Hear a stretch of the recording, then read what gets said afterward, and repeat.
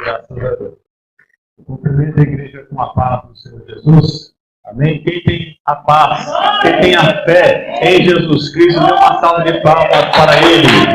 Glória seja dada a Ele. Bendito é o nome dEle. O nome sobre todo nome, o nome de Jesus. Meus irmãos, nós estamos reunidos nesta noite para celebrarmos a ceia do Senhor. Amém? Não deu para estar aqui na terceira quinta-feira, mas deu para estar aqui ainda neste mês, para ministrar a ceia a vocês, os nossos irmãos. Amém? Vamos orar, meus irmãos, logo após a oração, já vou pregar a palavra de Deus. Senhor meu Deus, Senhor meu Pai, em nome do Senhor Jesus, eu te louvo e te exalto, meu Deus, por mais esta rica oportunidade, meu Pai. Eu te dou graças, Senhor, meu Deus, porque o Senhor nos trouxe aqui, o Senhor nos enviou aqui. Ó Senhor, eu sei que o Senhor vai nos usar poderosamente. Eu creio, Senhor, que o Senhor usa, meu Pai, todos nós para a tua glória. Ó Deus Todo-Poderoso, Senhor, nós queremos ouvir a tua voz, a tua palavra. Meu Deus, nós queremos entender, compreender, meu Pai, a tua vontade, meu Deus. Em nome de Jesus Cristo, meu Pai, abençoa a igreja pentecostal dos amores deste mato, Senhor. Abençoa nossa vida espiritual. Ó Deus, nós vamos se alimentar do Senhor Jesus. Nós vamos se alimentar do pão vivo que desceu do céu. Eu creio, Senhor, ó Pai, ó Deus Todo-Poderoso, Senhor, que o Senhor está nos renovando, que o Senhor está nos sustentando. Eu creio, meu Deus, que o Senhor está derramando a tua graça neste lugar sobre nós, meu Deus. Nós estamos reunidos em teu nome, estamos invocando, Senhor, o teu nome. Ó Deus, estamos buscando a tua presença. Meu Deus, em nome de Jesus Cristo, Senhor, venha fazer a tua vontade, o teu querer, Senhor. Ó Deus, em nome de Jesus Cristo, meu Pai, abençoa meu irmão, abençoa minha irmã, Senhor. Garante a vitória do que eles precisam, meu Pai, a vitória que eles necessitam, que nesta noite eles venham alcançar, eles venham conseguir pela fé, pela graça de Deus, Senhor, em nome de Jesus Cristo, Pai. Ó Deus Todo-Poderoso, Senhor, nós queremos te homenagear através desse sacramento, através, meu Pai, deste ritual, através, meu Pai, dessa ordenança. Ó Deus, nós queremos te adorar através da obediência. Meu Deus, nós queremos te adorar, Senhor, através deste culto. Meu Deus, em nome de Jesus, venha ter conosco, Pai. Venha encher a nossa vida com o Espírito Santo. Meu Deus, em nome de Jesus, faz a grande obra nessa cidade, desse do mato, Senhor. Meu Deus, salva os moradores dessa cidade. Meu Deus, repreende todo mal, repreende as enfermidades, repreende as doenças, repreende os demônios, Senhor. Manifesta o dom do Espírito Santo, Pai.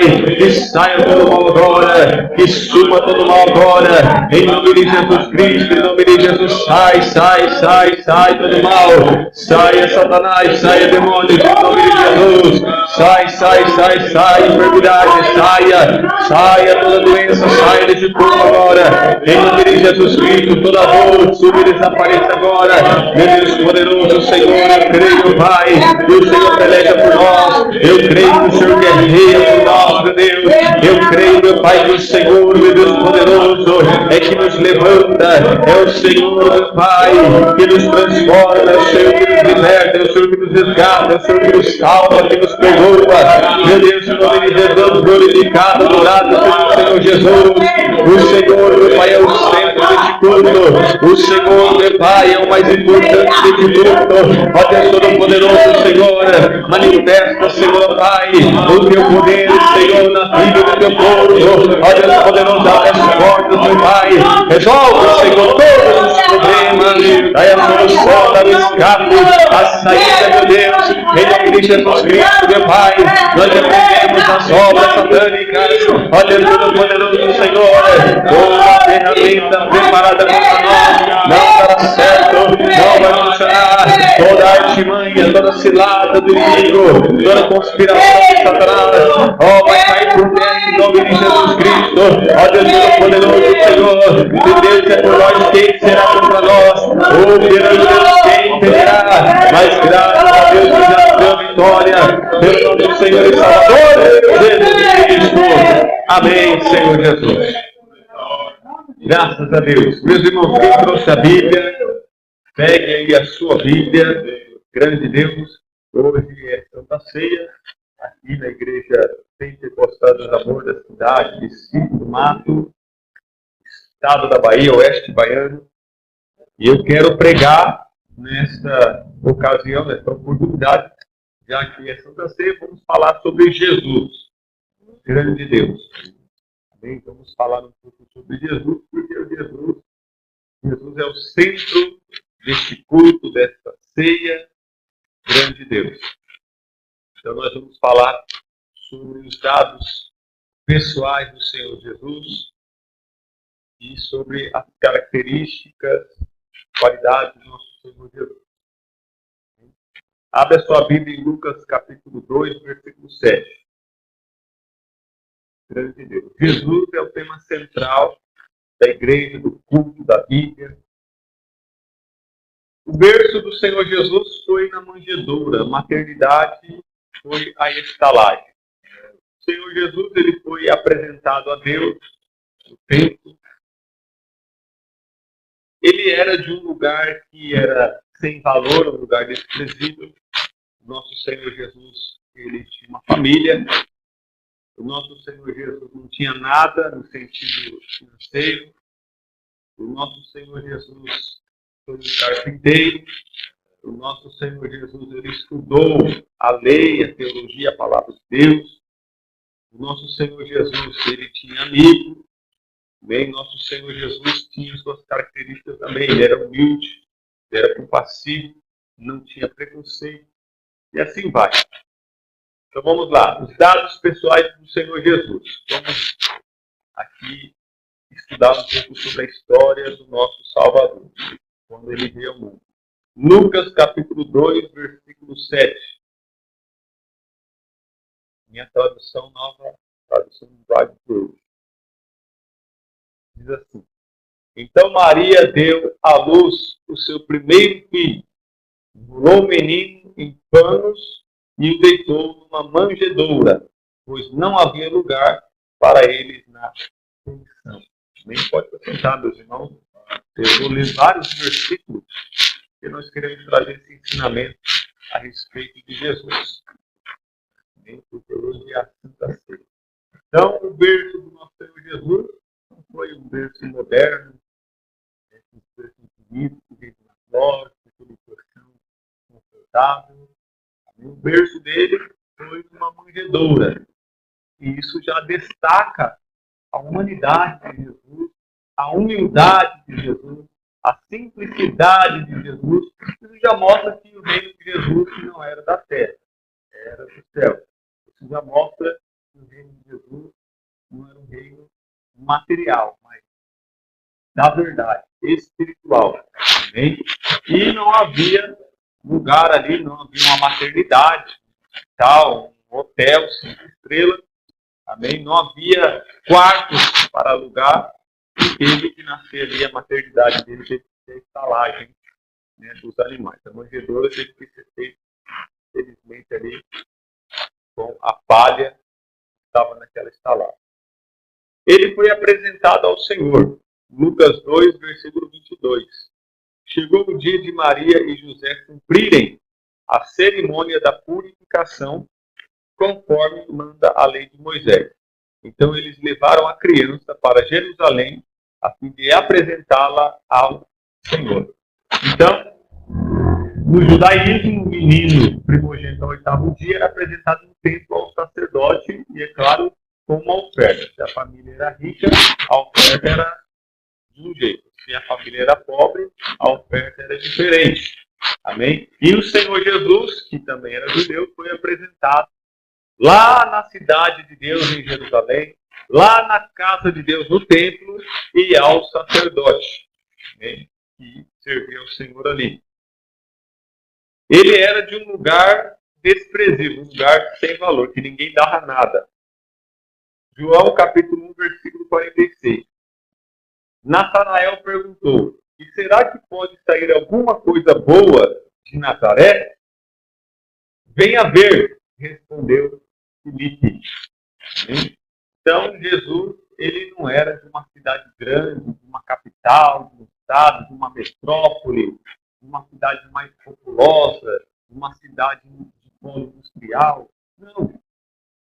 Vamos dizer que Jesus ele era de uma favela, de uma quebrada, de um morro, né, de um povoadinho na zona rural. Sim, era de um lugar em que o próprio Natanael desprezou. Será que pode vir alguma coisa boa? Né? Lá em Nazaré nunca surgiu de lá um médico, um advogado, um cientista, um presidente, um governador. E lá não estava ninguém importante, ninguém famoso. Será que pode vir alguma coisa boa de lá? Será que pode vir alguém grande, alguém importante de lá? E Felipe disse, venha ver. Você está se baseando nos seus olhos carnais, no julgamento humano, como se a pessoa é aquilo que ela fez, ou a pessoa é aquilo onde ela mora. O caráter da pessoa não depende de onde ela mora, o caráter da pessoa não depende do que ele tem. Entende? Caráter não tem nada a ver com essas coisas. Então, venha ver, você vai ver que Jesus, ele é importante, ele é grande, ele é verdadeiro, ele é um homem de Deus, ele é o Filho de Deus. Jesus, ele tinha também uma família, Mateus 13, versículo 55. Por acaso, ele não é o filho do carpinteiro? A sua mãe não é Maria? Ele não é irmão de Tiago, José, Simão e Judas? Então, Jesus, ele teve uma família. Por isso, meus irmãos, que Jesus, ele é o nosso sacerdote. Ele se compadece de nós, porque em tudo ele foi tentado. Ele teve todas as experiências de um ser humano. Então, se nós temos problemas na família, Jesus também teve. Ele sabe como trabalhar com aquilo, por isso nós devemos buscar a Deus, buscar a solução em Deus, buscar que Ele venha resolver tudo, que Ele venha fazer a obra em nossa família. Bem? E muitos dizem, Maria, a Virgem Maria, com toda certeza, a Maria não morreu virgem, ela teve outros filhos, está bem claro. Maria não morreu virgem. Teve Tiago, José, Simão e Judas. E Tiago e Judas escreveram um livro do Novo Testamento. Né? Então, Maria não é a Virgem Maria. Ela foi. Né? O Jesus era a Virgem Maria, por Deus. Então, ele tinha uma família. E é claro que ele foi perseguido pela sua família. Desprezado, seus irmãos não criam nele. E o mundo até desejava que ele se enterrasse. Ele não tinha nada, financeiramente falando. Ele não tinha nada financeiro para oferecer às pessoas. Pessoas que quisessem riqueza não iam arrumar nada com ele. Mateus 8, versículo 20. Jesus respondeu: as raposas têm as suas covas, e os pássaros os seus ninhos, mas o Filho do Homem não tem onde descansar. Ou seja, se vocês estão vindo aqui embaixo de lá, catar, vindo aqui querendo me seguir, com algum interesse, com alguma segunda intenção de ficar rico, de ficar famoso, de se dar bem, tira o cavalinho da chuva. Não vai arrumar nada comigo. Eu não tenho nem um travesseiro. Então Jesus já vai cortar o mal pela raiz. Toda esperança carnal, Jesus já arranca das pessoas logo. Jesus não fica de ninguém. Jesus, meus irmãos, ele aprendeu a profissão do seu pai, né? José, seu padrasto. Marcos, capítulo 6, versículo 3. Por acaso ele não é o carpinteiro, filho de Maria? Não é irmão de Tiago, José, Judas e Simão? As suas irmãs não moram aqui? Por isso ficaram desiludidos com ele. Então aqui está. Porque, por acaso ele não é o carpinteiro? Jesus, ele tinha uma profissão. Então Jesus, ele, com certeza, é como um vagabundo. Preguiçoso, que não quer trabalhar, pode ter nas custas do pai, do cônjuge. Né? Jesus, ele é trabalhador. Ele tem um ofício, ele tem uma profissão. Ele era carpinteiro, é marceneiro. Né? E ele tinha irmã. Ele tinha irmãs. Né? A família era grande. É claro que quando seu pai morreu, ele, como sendo o filho mais velho, ele se tornou o homem da casa. Então ele vai continuar a empresa, ele vai continuar com a empresa do seu padrasto, do seu pai, José, e agora é ele que vai, com o seu salário, com a sua renda, sustentar toda a família. Porque ele era o primeiro filho, mais velho. E é claro que no judaísmo, quando a herança era repartida, o filho mais velho ficava com a porção maior da herança. Porque também ele seria o homem da casa. Até lá na crucificação, quando Jesus estava morrendo, Jesus olhou para João e falou: João, eis aí a sua mãe, que era Maria, mãe de Jesus. Então, João, você é meu amigo, você é o apóstolo amado, então, que a minha mãe, a partir de hoje, seja sua mãe. Mãe, ele disse para Maria, esse João aí, meu amigo, apóstolo, ele é seu filho. Então, Jesus, antes de morrer, já deixou tudo no jeito. Então, João, você vai ter que ajudar aí a cuidar da minha mãe agora, porque eu vou morrer. Jesus, ele fez teologia, ele estudou, a lei de Moisés, o judaísmo. Lucas 2, versículo 46. 3 dias depois, encontraram um menino num dos pátios do templo, sentado no meio dos mestres da lei, ouvindo-os e fazendo perguntas a eles. Então, a gente está claro que Jesus, desde pré-adolescente, já estava estudando. Ele fazia perguntas porque ele queria aprender, porque ele queria conhecer. E ele ouvia o que eles pregavam, o que eles ensinavam. Ele ouvia as aulas que os professores mestres davam ali, da lei de Moisés, no templo. O templo ali era a escola. Os mestres da lei eram os professores e ele era um aluno. É claro que é um aluno bem avançado. Tanto que ele ouvia os mestres pregar e também pregava. De maneira que aqueles anciãos ficavam espantados com a sabedoria de um pré-adolescente. E lá do céu, Deus olhava e falava: é porque isso aí é meu filho. Vocês não sabem, mas ele é meu filho. Ele é nota 10. Ele tinha amigos. João 11, versículo 11. Jesus disse isso e depois continuou: o nosso amigo Lázaro está dormindo, mas eu vou lá acordá-lo. Então, veja que Jesus ele foi 100% homem e ao mesmo tempo 100% divino, Deus. Assim como nós, ele também teve seu amigo. Lázaro não era um dos apóstolos, dos 12 apóstolos. Para você ver que a amizade era verdadeira, Porque você para pensar, nossa, Lázaro não foi escolhido para ser um dos 12. Mesmo assim era amigo de Jesus. Porque se fosse alguém interesseiro, ele ia falar: eu sou amigo do Senhor Jesus, não. Ele não me deu um emprego, não me deu um trabalho, não me deu um cargo de apóstolo. Então você vê que a amizade era verdadeira. Lázaro não estava interessado em Jesus por causa de cargo, para ter a copa, para ganhar. Ele não era um dos 12. Ele tinha suas irmãs, Marta e Maria. Essa família de 3 irmãos era uma família muito amada, especial para o Senhor. Os amigos e as irmãs deles, amigos do Senhor Jesus. Jesus ia na casa dele, com ele, e Jesus ressuscitou ele. Jesus chorou por ele também. Entende? Então ele tinha amigos.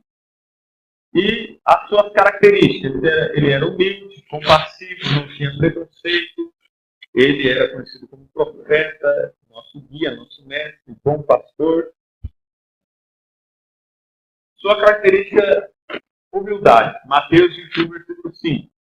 Diga ao povo de Jerusalém: agora o seu rei está chegando. Ele é humilde e está montado num jumentinho, filho de jumenta. Então ele não veio num carro 0 quilômetro, um cavalo branco de raça. Ele é um jumentinho humilde. Porque a humildade é uma das virtudes do reino de Deus. A Bíblia diz: porque o reino de Deus não é comida nem bebida, mas é paz, alegria, é humildade, é felicidade. O reino de Deus, ele é um estado espiritual. O reino de Deus não é um país, como no Antigo Testamento. O Antigo Testamento era. O reino de Deus não é mais geográfico. Jesus disse, olha, vai chegar o tempo, e já chegou, e os verdadeiros adoradores vão me adorar em espírito e em verdade. E não em templo, em endereço, em uma cidade, bairro, rua, número, etc. Agora, o lugar de Deus não é um local, não tem endereço, é um estado. Hein? Então, a humildade é uma característica de Jesus e é uma virtude do reino de Deus, do povo de Deus.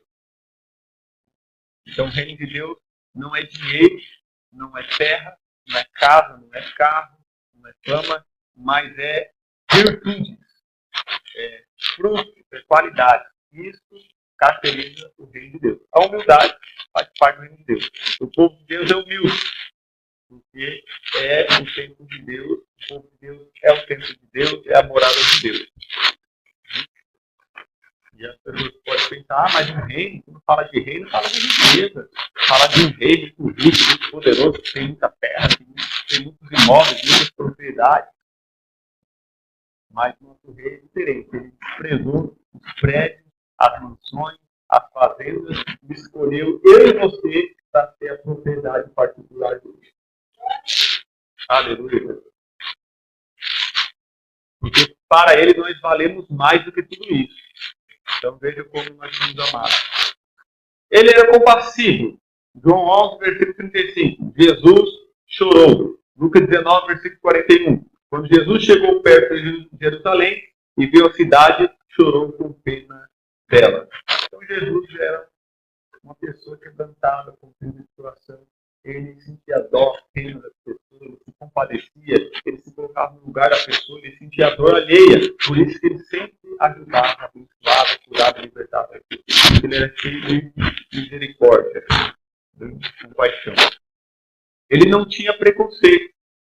Ele não fazia acepção de pessoas, não tratava com parcialidade, com partidarismo. João 4, versículo 9. A mulher respondeu, o Senhor é judeu e eu sou samaritano. Então, como é que o Senhor me pede água? Ela disse isso porque os judeus não se dão com os samaritanos, mas com Jesus não tinha preconceito. E não importa a raça, o povo, a nação, a língua, a cor da pele, o salário que ganha, o diploma que tem ou não tem. Para Deus, todos têm valor porque tem uma alma, porque Ele que criou o homem. Jesus, ele era profeta. João 4, versículo 29 ao 30. Venha ver o homem que disse tudo o que eu tenho feito. Será que ele é o Messias? Muitas pessoas saíram da cidade e foram para o lugar onde Jesus estava. Então Jesus era profeta, porque Jesus ele revelou a vida daquela mulher, que ela fez o que estava fazendo. Então ela reconheceu que Jesus era para saber da intimidade dela, só o profeta. Só Deus revelando. Jesus é o nosso guia. João 8, versículo 12. De novo Jesus começou a falar com eles e disse, eu sou a luz do mundo. Quem me segue nunca andará na escuridão, mas terá a luz da vida. Então Jesus é que nos guia no caminho de Deus, no caminho que nos leva à terra prometida. Deste deserto, porque do Egito ele já nos tirou. Agora estamos no deserto. E Jesus é essa luz que está nos guiando para o céu, para o paraíso. Jesus, ele é o nosso professor, nosso mestre, nosso doutor. Lucas 18, 18. Certo líder judeu perguntou a Jesus, bom mestre, o que devo fazer para conseguir a vida eterna?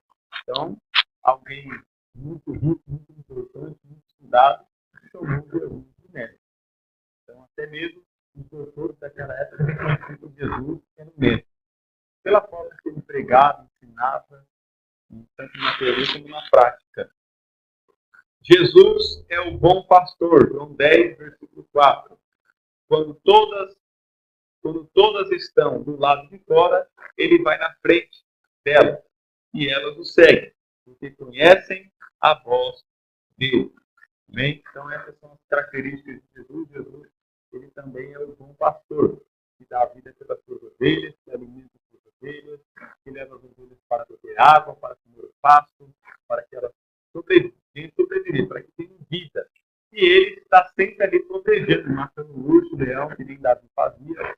Jesus, ele nos protege de Satanás e dos demônios. Luta por nós, pela nossa vida, pela nossa salvação. Lutou até a morte, até o fim. E conquistou a vitória dele e a nossa. Amém?